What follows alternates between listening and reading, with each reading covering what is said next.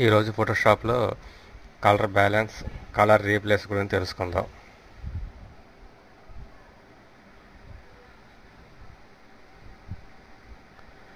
Colour balance కోసం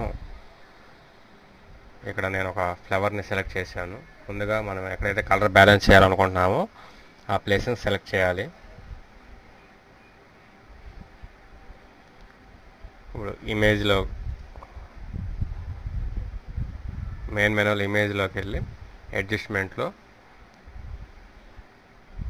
colour balance మీద click చేస్తే ఇక్కడ ఒక విండో వస్తుంది. దీనిలో కలర్స్ అడ్జస్ట్ చేస్తున్నాను.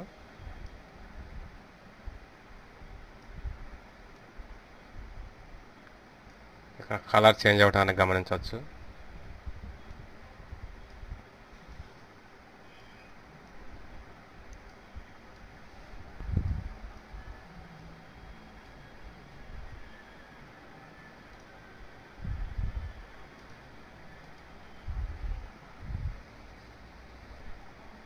ఓకే, ఈ విధంగా రకరకాల కలర్స్ని చేంజ్ చేసుకోవచ్చు. అదేవిధంగా ఇక్కడ షర్ట్ కలర్ చేంజ్ చేద్దాం. కలర్ బ్యాలెన్స్లోకి వెళ్ళి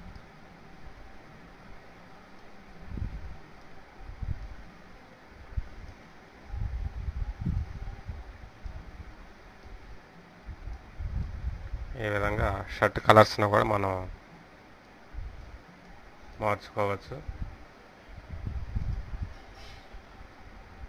తర్వాత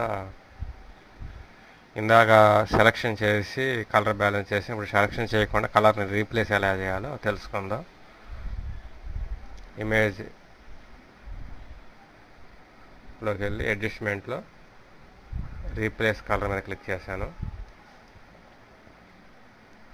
ఇప్పుడు ఇక్కడ మనకి ఐ డ్రాపర్ సెలెక్ట్ చేసుకొని మనకి ఏదైతే కలర్ రీప్లేస్ చేయాలనుకున్నా ఆ కలర్ మీద క్లిక్ చేయటం.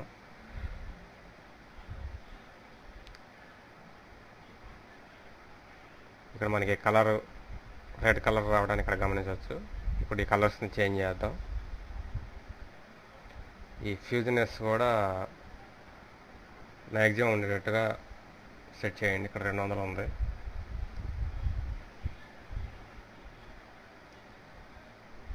ఇక్కడ కొంత కలరు కొంత చేంజ్ అయింది, కొంత చేంజ్ అయింది, కొంత బ్యాలెన్స్ ఉంది. దానికోసం ఇక్కడ మళ్ళీ వైడ్ డ్రాపర్ ప్లస్ మీద క్లిక్ చేసి ఇప్పుడు పూర్తిగా కలర్ చేంజ్ అవ్వడం గమనించవచ్చు. ఈ విధంగా ఫోటోషాప్లో మనం కలర్ బ్యాలెన్స్ కానీ కలర్స్ని రీప్లేస్ చేయడం చాలా ఈజీగా చేయవచ్చు.